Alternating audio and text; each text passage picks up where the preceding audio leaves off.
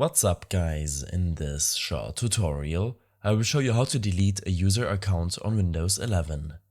This should be quite an easy tutorial, everything you need will be listed in the description below.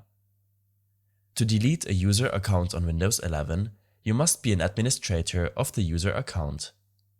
Simply open up your settings when clicking on this gear icon in your taskbar, or simply open up your Start menu and search for Settings. On this window, navigate to the Accounts tab and click on the Family and Other Users option. In the Family and Other Users section, locate the account that you want to delete under the Other Users tab.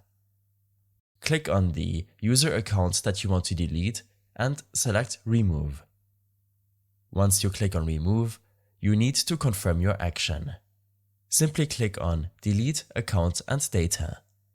This will delete the user account. I hope this helped you out. Leave a comment if you have any questions and see you in the next one.